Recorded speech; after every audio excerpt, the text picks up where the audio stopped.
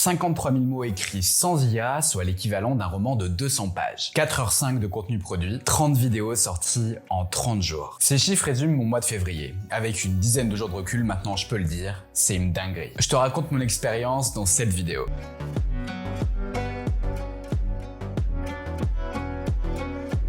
Avant de commencer, je me présente à toi rapidement. Je m'appelle Pierre, j'ai 28 ans et je travaille depuis plusieurs années autour des thématiques de l'amélioration de sa vie. C'est pour cette raison que j'ai décidé d'en faire aujourd'hui une grosse partie de mon activité professionnelle et de créer cette chaîne YouTube. Le développement personnel, c'est un contenu que j'ai consommé il y a quelques années sur cette plateforme, avant d'être lassé par le message récurrent qui était « Donne-moi ton oseille, achète ma formation ». Chacun son business model, mais en tant que consommateur de contenu, c'était vraiment très frustrant. C'est justement cette frustration qui m'a poussé à proposer mon programme complet de développement personnel disponible gratuitement sur YouTube. Programme que j'ai donc sorti en 30 jours. Cela fait donc plusieurs années que j'ai ce projet au fond de moi. Mais pour te faire entrer dans les coulisses du sujet dès maintenant, j'ai concrétisé réellement son imagination en décembre 2023. Donc en fait, assez récemment. J'ai commencé son écriture courant janvier, sachant que j'avais d'autres échéances professionnelles à ce moment-là et que j'ai aussi continué à sortir mes autres vidéos sur cette chaîne YouTube. Tout s'est donc fait très rapidement et c'était quelque part souhaité. Il y avait une volonté de tester mes capacités humaines face à une charge de travail totalement déraisonnée. Je vais aborder ce retour d'expérience en 3 parties. Je vais t'expliquer rapidement ma méthode de production, je vais ensuite évoquer les résultats sur une petite chaîne YouTube comme la mienne et enfin je vais évoquer ce qu'il y a de plus important pour moi, les conséquences humaines de cette expérience. Si tu as des questions, l'espace commentaire est là pour ça. Tu peux aussi me contacter directement, toutes mes coordonnées sont disponibles dans la description.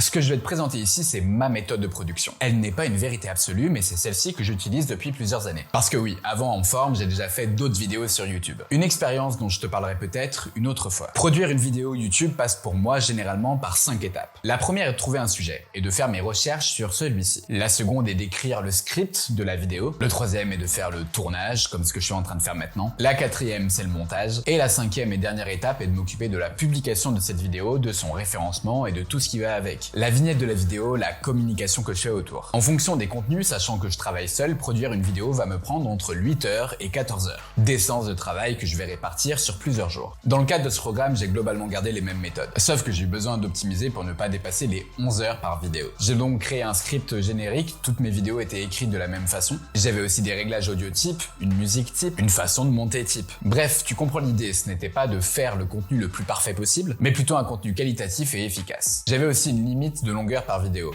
entre 7 et 10 minutes par épisode. Hormis dans un cas, j'ai toujours été dans les clous. L'objectif était donc d'écrire entre 1600 et 1900 mots par vidéo. Et en moyenne, avec le recul, sur les 30 épisodes, c'était 1800 mots par vidéo, donc j'étais dans les clous. Cette construction du cahier des charges et d'une méthode de travail m'a permis de rester focus. J'ai été concentré et j'ai pu optimiser au maximum. Si au départ, j'avais quelques jours d'avance sur ma production vidéo, je me suis vite retrouvé en flux tendu, à devoir produire la veille ou l'avant-veille pour le lendemain. Une chose m'a néanmoins sauvé. Comme il s'agit d'un programme que j'avais réfléchi dans différentes versions auparavant, j'avais dès le mois de décembre la liste des vidéos prévues dans un ordre précis, avec les 3 thématiques principales de chaque vidéo. Enfin, en ce qui concerne les vignettes, je les ai générées à l'IA. Je suis absolument pas fan de ce que j'ai fait d'ailleurs, mais je voulais rester cohérent et rapide. C'est Adobe Firefly qui m'a permis de le faire. Hormis dans un cas, j'ai respecté intégralement le contenu que j'avais imaginé au mois de décembre. Concernant le contenu et ce qu'il y a concrètement à l'intérieur de chaque vidéo, je te laisse consulter l'épisode 12 de mon programme qui t'explique mon moteur à idées. Mais pour te faire une synthèse, je partais avec une base écrite déjà par le passé, ce qui là aussi a facilité les choses. Peu importe les difficultés, j'avais un objectif, ne pas lâcher,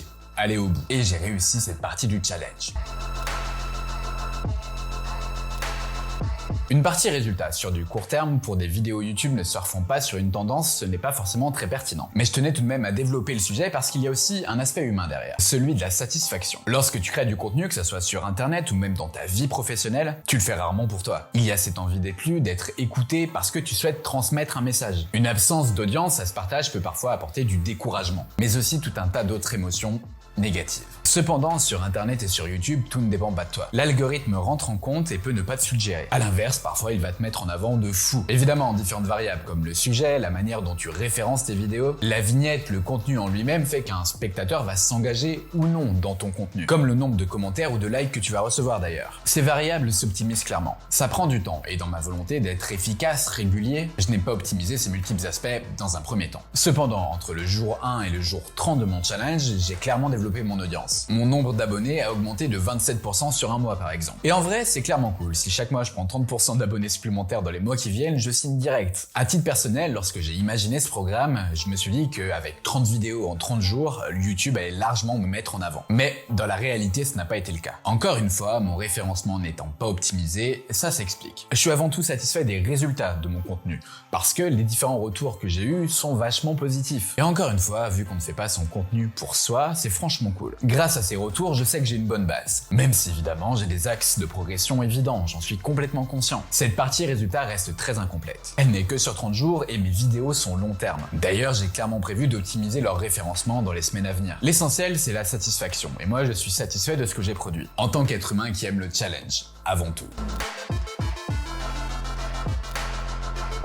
Petit message pour toi qui regarde cette vidéo. Si tu es toujours là, c'est que tu trouves mon retour d'expérience pertinent. Je t'invite à liker cette vidéo pour m'aider à développer ma chaîne. Un très grand merci à toi. Cette dernière partie est pour moi la plus importante. Quel est l'impact que cette expérience a eu sur l'être humain que je suis? C'est vraiment pas simple de répondre à cette question. Déjà, sur l'aspect physique, mes cernes ont autant poussé que mes cheveux. Parce que pendant 30 jours, mon sommeil n'était pas optimal. Pour éviter une sédentarisation extrême, j'avais mis en place une habitude sportive avec 3 séances de sport par jour. À celle-ci, j'ajoutais une sortie quotidienne pour faire une balade dans mon quartier, histoire de me mettre en mouvement un peu. Cela m'a permis de ne pas prendre du poids. Au contraire, j'en ai même perdu d'ailleurs. Et ces habitudes, j'en parle dans la prochaine vidéo, donc si ça t'intéresse, abonne-toi juste ici. À la fin du challenge, j'étais épuisé physiquement. J'ai eu du mal dans les jours qui ont suivi à réussir à couper réellement. J'avais clairement besoin de repos, mais mon corps était habitué à produire. Mais là où l'impact a été énorme, c'est sur le moral. Dans la vie de tous les jours, je suis quelqu'un de très optimiste, qui essaye toujours de trouver du positif dans les différentes situations. Je dirais que c'est ma manière d'être profonde. Et bien malgré ça, je me suis retrouvé avec une vision très dark de ma situation dans certains moments. La fatigue psychologique qu'engendre autant de production sans un seul jour de coupure peut totalement faire vriller. Parce que pendant 30 jours, je n'ai quasiment eu aucune vie sociale, en dehors de quelques appels téléphoniques. Mes temps de relaxation le soir devant un match de foot se sont transformés en création de vignettes pour le lendemain. Au fur et à mesure que l'expérience a avancé, je perdais en efficacité, en lucidité, en qualité de travail aussi. Et puis moralement, il ne fallait surtout pas vriller. Je suis franchement passé pas loin, j'ai flirté avec la limite. Ce n'a pas été simple tout le temps, mais comme d'habitude, un grand merci à mes amis qui ont su trouver les bons mots. J'ai beau travailler sur moi depuis plusieurs années, parfois il y a des limites à ne pas dépasser, et là, encore une fois, j'étais vraiment proche. Travailler 30 jours d'affilée avec une moyenne de 10 heures par jour est quelque chose que je déconseille absolument. Vraiment à tout le monde, c'est assez inhumain dans le fond. Mais je ne regrette pas cette expérience. Il y a eu des émotions positives, des émotions négatives, bref, la vie. Mais surtout, je retiens une énorme satisfaction à la fin pour avoir réalisé quelque chose d'absolument hors norme. Après ces 30 vidéos en 30 jours, j'ai eu besoin de couper. J'ai déconnecté mes comptes Instagram, j'ai vu du monde. Je n'ai pas fait de nouvelles vidéos avant celle que tu regardes. Ces 10 gros jours de pause m'ont permis de me ressourcer, de retrouver ma méthode de travail moins tendue. J'ai rajouté du cadre, j'ai enlevé de l'urgence et donc automatiquement j'ajoute de la qualité. De nouveaux contenus sont prévus évidemment dans les semaines à venir, mais évidemment pas une vidéo par jour. Il faut savoir écouter le bon rythme pour soi. Et aussi kiffer la vie. C'est ça l'essentiel en fait, Kiff. Merci à toi d'avoir regardé cette vidéo. Partage-la à toutes les personnes qui auraient une idée aussi folle que la mienne. Tu m'aideras ainsi à développer ma chaîne et ça c'est cool. Profite de la vie que tu te construis au quotidien. C'était Pierre de la chaîne En Forme. À dimanche.